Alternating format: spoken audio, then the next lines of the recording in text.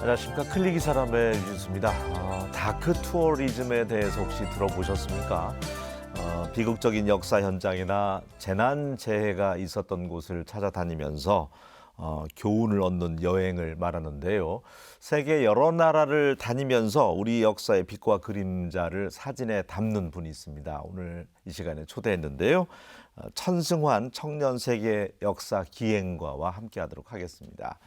안녕하세요. 안녕하세요. 네, 어서 오십시오. 네, 세계 여러 나라 다니면서 사진으로 이제 역사 현장을 담는 분이라고 제가 소개를 했는데 지금까지 몇 개 나라 정도 다녀보셨습니까? 단순히 여행으로 한 거는 한 23개 정도 다녀봤었고, 이제 네. 그 작업이죠. 어떻게 보면 이제 역사와 관련된 장소들은 한 8개 나라 정도 다녀왔었습니다. 가장 처음 갔던 나라는 어느 나라고 어떤 또 기획하에 가게 됐는지도 궁금해요. 가장 처음에 그 다크 투어리즘이죠. 어떻게 보면 기록을 시작을 하게 된 것은 일본에서부터 시작을 하게 됐는데, 제가 원래 고등학교 때 죄송합니다. 제가 원래 중학교 때부터 이제 꿈이 언젠가는 조금 세계를 좀 여행을 해야겠다라는 꿈을 가지고 있었어요. 근데 이제 군대를 전역을 할 즈음에 내가 어디를 가볼까, 어떻게 해야 될까, 이런 기획들을 조금씩 하면서 그러면 내가 역사를 좋아하니까 역사와 관련된 장소들을 하나씩 찾아가 볼까 하면서 이제 일본 대마도부터 시작을 해가지고요. 뭐 나가사키라든지 오사카라든지 뭐 도쿄, 뭐 그 다음에 러시아로 가서 러시아와 관련된 연해주나 이런 곳들부터 해가지고 쭉 해서 뭐 중국, 베트남, 뭐 터키, 뭐 파리, 그다음에 네덜란드 이런 곳들까지 쭉 다녔었습니다. 그러니까 우리가 여행 가기 전에 계획 짤 때가 가장 설레고 기쁘잖아요. 네네. 행복하고. 어떤 분들은 이제 미식 여행 쪽으로 찾아다니는 분들이 있고 어떤 분들은 또 뭐 박물관이라든지 전시관 보러 다니는 분들도 있는데 역사의 현장을 다녔잖아요. 처음에 간 나라가 지금 일본 대마도인데 그때는 어떤 걸 사진에 담아왔어요? 대마도 같은 경우는 제가 소설 덕혜옹주를 굉장히 인상 깊게 읽었어가지고 덕혜옹주와 관련된 흔적들을 조금 한번 찾아봐야겠다라고 생각을 하게 되면서 덕혜옹주 그 결혼 기념 봉축 기념비를 보고 왔거든요. 그 덕혜옹주가 이제 그 대마도의 영주인 소 다케유키라는 분하고 이제 혼인을 하면서 그거를 축하하는 마음으로 대마도 그 사람들이 거기에다가 덕혜옹주 봉축기념비를 만들었는데 그거부터 해가지고 뭐 그거 말고도 조선식은 아니고 예전 우리나라와 관련된 그 적석총 같은 그런 양식이 있어요. 그런 것들도 보고 그랬습니다. 그리고 최근에는 관동 대지진 관련돼서 그곳과 관련된 사진도 많이 촬영을 하더라고요. 네네. 네. 어떤 까닭에? 관동대지진 조선인 학살 관련된 사진 같은 경우는 2017년도에 이제 이준익 감독의 영화 박열에서 관동대지진 조선인 학살이 한 15분 정도 묘사가 됩니다. 근데 그때 당시에 그 영화를 보고 좀 충격을 받았었는데요. 저는 그냥 관동대지진 조선인 학살하면은 그냥 조선인의 우물에 독을 탔다, 아니면 뭐 방화를 한다 이런 유언비어 때문에 안타까운 조선인들이 많이 죽은 그런 사건으로만 알고 학살 있었는데, 피해자들이 많았다고 저도 알고 있거든요. 네, 예. 그런 사건으로만 알고 있었는데 네. 그거에서 처음 이제 머리를 한번 크게 망치를 얻어맞고 도쿄를 가면서 관동대지진 조선인 희생자 관련된 위령비들을 한 2곳 정도 찾아다니게 됐어요.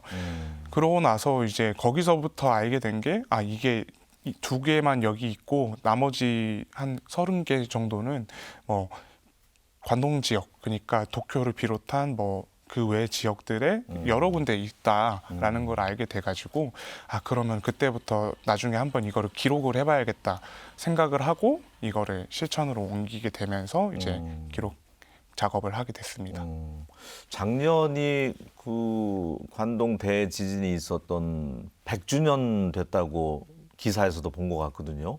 상당히 오래된 일인데 그때 당시에 지진 규모가 진도가 어느 정도나 규모였나요?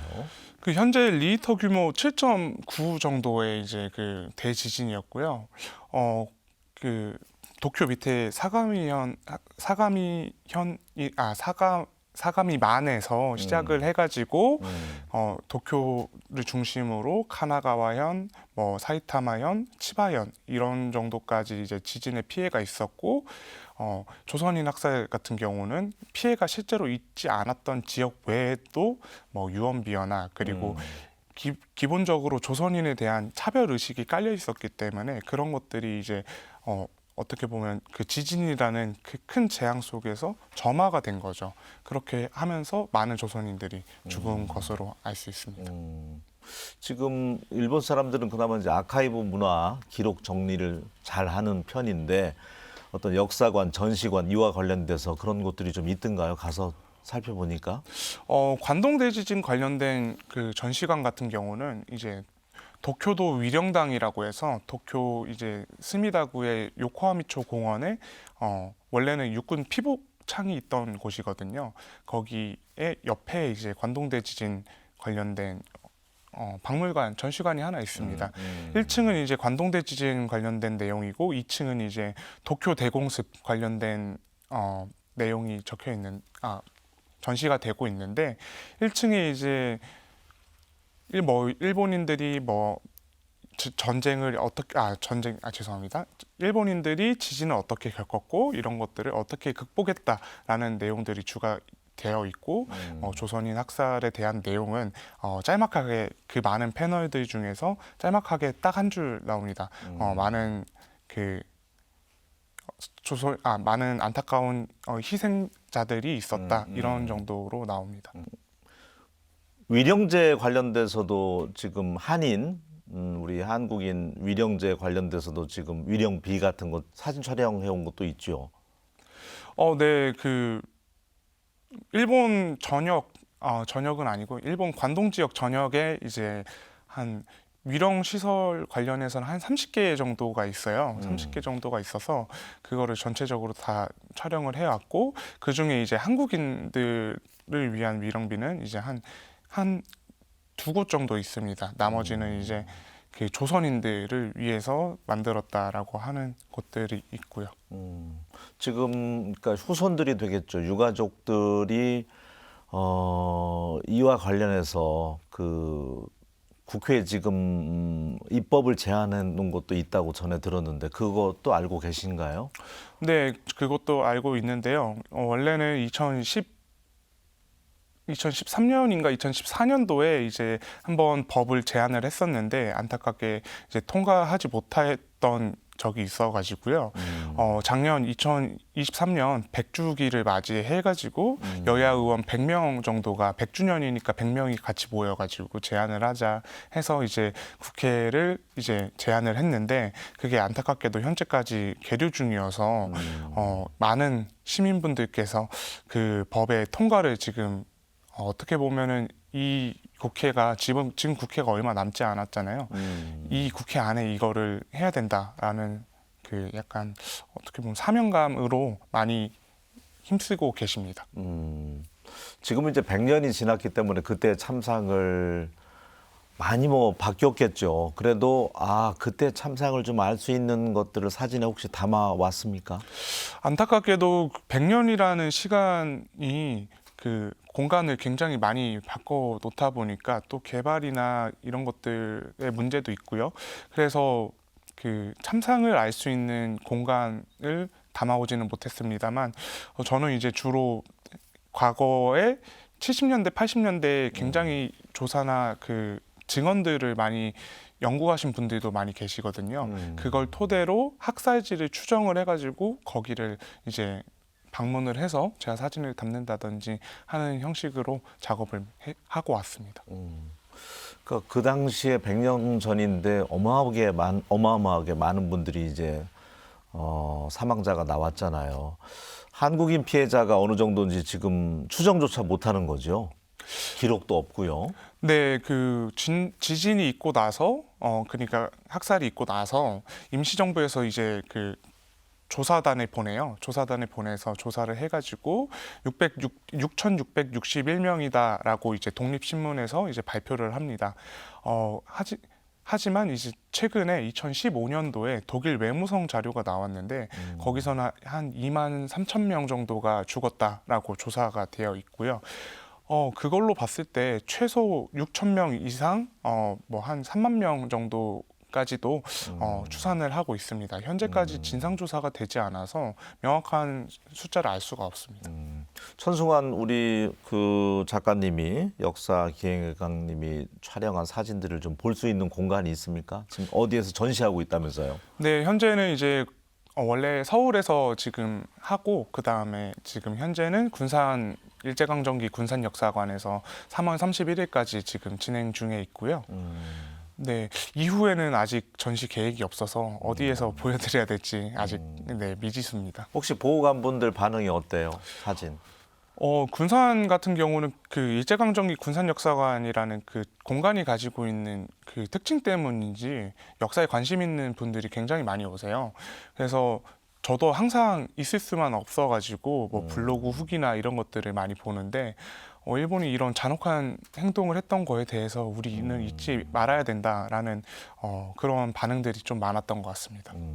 사진 이렇게 촬영할 때 태극기 분양이 담겨 있는 두루마기를 입고 사진을 촬영한다고 전해 들었는데 특별한 까닭이 있습니까?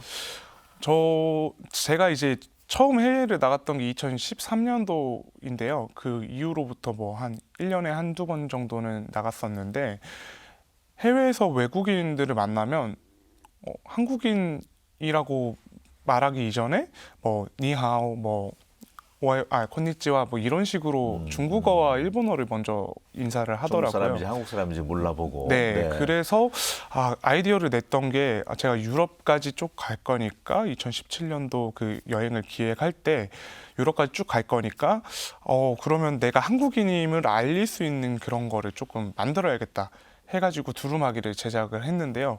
그게 쭉 입고 다니다 보니까 하나의 제 심볼이 돼가지고 지금까지도 입고 있습니다. 네. 그럼 나는 이제 자랑스럽게 한국 사람이다. 네, 네. 좋습니다. 신혼 부부들이 가장 많이 가는 또 나라 가운데 하나가 이제 사이판인데 섬. 네. 이곳에 또 특별한 그 위안부 할머니와 관련된 동굴이 있었는데 거기를 또 담았다면서요? 사진에. 네, 사이판 같은 경우는 남양군도라고 해서 일제강 그 2차 세계대전 때 그 사이판을 비롯한 뭐 팔라우, 뭐 티니안 이런 미크로네시아 이쪽 부근의 섬을 하나로 모아가지고 병참 기지로 썼었거든요. 그때 당시에 그 거기서 위안부 생활을 했던 동굴을 제가 이제 사이판 현지에서 살고 계시는 분들의 후손 분들한테 좀 여쭤서 찾게 되어가지고 거기를 사진으로 기록을 해왔었습니다. 가보니까 정말 동굴이든가요? 어떻게 생겼던가요? 그 안이? 네, 정말 작은 동굴이었고요. 한 6평, 7평 정도 여섯, 되는, 일곱 평. 네, 많아야 한 6평, 7평 정도 되는 그런 작은 공간이었습니다. 그 후손 분들께서 이제 했던 말씀이 한번 여기에 무당을 불러서 굿을 했었는데 소녀 영혼이 울고 있더라라는 무당의 말이 있었다고 해요. 아유. 네, 그 참 안타까웠었습니다. 네.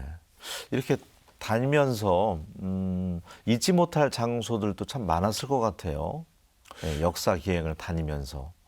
네, 뭐 여러 곳들이 있었는데 잊지 못할 장소라고 한다면은 저는 이제 그 베트남의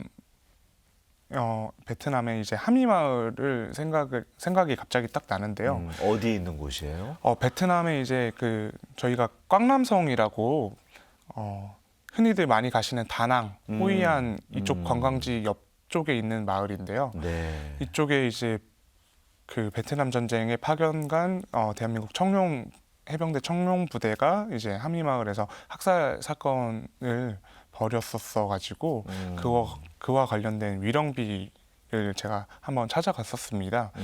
그런데 이때 찾아가서 기록을 한 다음에 이제 나오면서 그쪽에 이제 근처에 있던 농민분들께서 태극기가 그려져 있는 이제 두루마기를 입고 있으니까 여기 왜 왔냐 약간 이런 식으로 이야기를 하더라고요. 그래서 제가 이제 베트남어를 할 수는 없으니까 구글 번역기를 통해서 이제 예전에 우리가 했던 잘못을 사과하러 왔다 이런 식으로 이제 말씀을 드렸더니 손을 꼭 잡아주시면서 고맙다라는 말씀을 하셨었는데 그 장소가 아직까지도 기억이 나는 것 같습니다.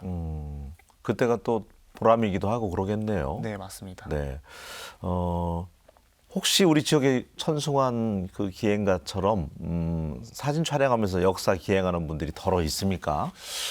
제가 알기로는 아쉽지만 없는 걸로 알고 있는데요. 그래도 이제 뭐 국내에는 저 말고도 이런 작업을 하시는 다른 작가님들이 많이 계세요.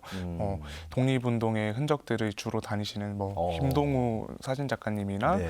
아니면은 이제 6.25 참전 용사 특히 그분 이제 상 받았던 것 같은데. 네, 맞습니다. 그 나라 찾아다니면서 네. 참전 용사분들 사진 촬영해 주시더라고요. 네, 유엔 참전 용사분들 촬영하시는 이제 라미언 현효재 작가님 뭐 이런 분들이나 그 말고도 뭐 베트남 관련된 곳들 다니셨던 뭐 이재갑 작가님 뭐 말고도 여러분들 많이 계십니다. 그런 분들이 우리 지역에도 같이 있으면 여러분이 계시면 같이 다니면 좋을 것 같아서. 근데 여행이라는 게 어쨌든 경비가 들어가잖아요. 네. 직업이 지금 별도의 직업이 있습니까? 경비 예산 마련을 위해서 어떤 일을 하는지. 저는 현재는 프리랜서 사진 작가로 이제 활동을 하고 있고, 네. 딱히 직업이 뭐 없는 어떻게 보면 반백수라고도 볼 수 있는데요. 그냥 일이 있을 때 뭐 예식장이나 아니면 뭐 행사, 지역의 축제 이런 곳들에서 사진을 촬영하기도 하고, 그다음에 원래는 한옥마을에 놀러 오는 관광객을 대상으로 한복 사진을 찍어주는 활동을 좀 많이 했었습니다. 네. 그러니까 또 그렇게 해서 뭐 웨딩 촬영이라든지 뭐 어떤 축제 이런 것들 촬영하면서 거기서 이제 번 돈으로 또 이렇게 특별한 여행을 다니는 거죠. 네, 맞습니다. 네. 힘든 점은 어떤 점이에요? 힘든 점은 아무래도 위치를 명확하게 찾기 어려운 곳이 간혹가다 있다든지 아니면은 굉장히 외진 곳에 있어서 제가 대중교통을 여러 번 타고 가서 뭐 한 곳을 가기 위해 뭐 1박 2일, 2박 3일을 들여서 다녀와야 된다든지 이런 곳들이 있을 때 조금 어려웠던 것 같습니다. 모든 사진은 그러면은 DSLR로 이렇게 촬영하는 편입니까? 아니면 요즘 스마트폰이 워낙 좋아서 어떤 걸로 담으세요? 원래는 미러리스로 이제 대부분 촬영을 했었는데요. 최근 이제 관동대지진 조선인 학살 이 프로젝트 같은 경우는 사진 같은 경우는 이제 카메라로 촬영을 하고 그다음에 간단한 스케치 영상이나 아니면은 3D 스캐닝 같은 또 다른 기록을 남기기 위해서 이제 스마트폰으로 부가적으로 촬영을 하기도 하고 했었습니다. 역사를 좋아했고 DSLR은 뭐 개별적으로 배우신 겁니까? 사진 촬영 기법이라든지 이런 것들은? 사진 같은 경우는 이제 저희 집이 제가 10살 때 처음 디지털 카메라를 샀었는데 그때부터 조금씩 갖고 놀다 보니까 관심이 원래부터 있었어요. 그러다가 제가 21살 때 LG 하우시스라는 그 기업에서 독도를 보내주는 프로그램을 진행을 했었거든요.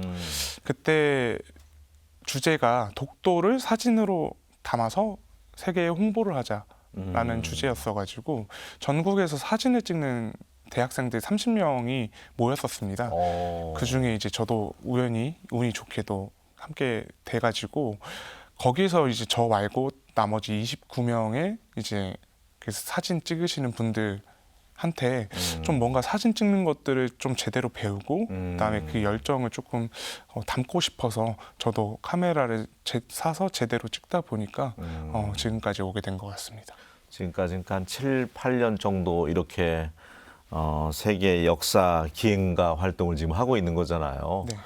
예산 마련 차원에서는 어떤 분들은 이제 목적과 정체성이 뚜렷하면 크라우드 펀딩도 해서 프로젝트를 같이 진행을 하던데 대형 프로젝트 같은 경우는 그런 시도도 한번 해본 적이 있습니까? 아직까지 제가 크라우드 펀딩 같은 경우는 해본 적이 없고요. 제가 후원을 딱 2번 정도 받았었는데 한 번은 이제 사이판 프로젝트인데 사이판 프로젝트에서는 이제 지역의 전라북도 청년모정이라는 단체에서 100만 원 정도 후원을 해주셨어가지고 잘 다녀왔었고요. 이번 관동대지진 조선인 학사회 같은 경우에는 크라우드 펀딩을 하기에는 조금 시간이 빠듯한 부분이 있었어가지고 제가 주변 지인들한테 SNS에 좀 제가 많이 어렵다 하고 싶은데 조금 하기 힘드니까 조금 예. 도와주시면 제가 감사히 잘 받고 좋은데 이거를 잘 기록을 해오겠다라고 하니까 17반으로 많이 보내주셔가지고 그 돈하고 이제 제가 가지고 있던 돈하고 같이 해서 이제 프로젝트를 진행했었습니다. 이제 올해 기획하고 있는 나라 또 있습니까? 올해 여기 가서 이걸 좀 사진에 담아 와야 되겠다고. 올해 같은 경우는 제가 그 개인 사정상 조금 그 장기 프로젝트를 하기가 어려워서 작년에 했던 관동대지진 조선인 학살 프로젝트에서 작년에 새롭게 발굴된 위령비나 그다음에 새롭게 조금 연구된 그런 사적지 같은 곳들이 있거든요. 그래서 그런 곳들을 조금 추가 촬영으로 다녀오고 싶고 추후에는 뭐 죄송합니다. 사할린에서 있었던 조선인 학살 사건 같은 경우도 조금 담아보고 싶은 생각을 가지고 있습니다. 역사적으로 사할린에서 조선인 학살은 어떤 역사인가요? 미즈호라는 곳 지역하고 그 주변 지역에서 이제 학살이 있었는데요. 광복 이후에 그 돌아가야 되는데 그 돌아가지 못하게 하고 이들을 학살했던 그런 일들이 있었습니다. 한국으로 돌아가지 못하도록. 네. 예, 그 현장을 한번 가보고 싶다. 네, 맞습니다. 혹시라도 이 방송 보면서 나도 역사 좋아하고 그런 것을 꿈꿨는데 천승환 작가님처럼 이런 분들에게 조언을 해준다면, 예. 네, 제가 그 많은 분들께서 찾아가실 수 있도록 국외 사적지 지도라는 거를 따로 만들어가지고 공개를 하고 있습니다.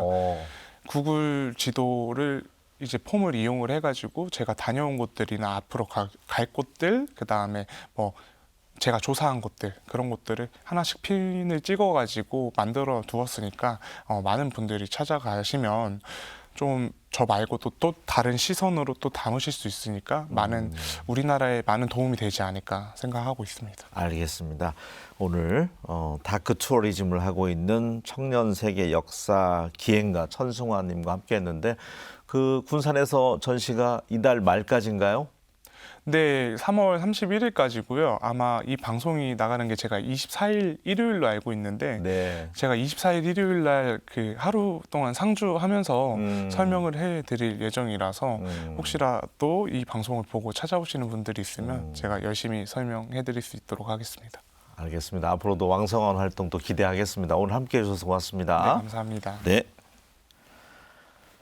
예, 요즘 뭐 스마트폰에 장착되어 있는 카메라 기능이 워낙 좋다 보니까 사진 전문가들이 주변에도 많은데 귀한 장소, 귀한 분들 만났을 때 또 사진에 담아보면 어떨까 그런 생각을 가져봤습니다. 저는 다음 시간에 다시 인사드리겠습니다. 고맙습니다.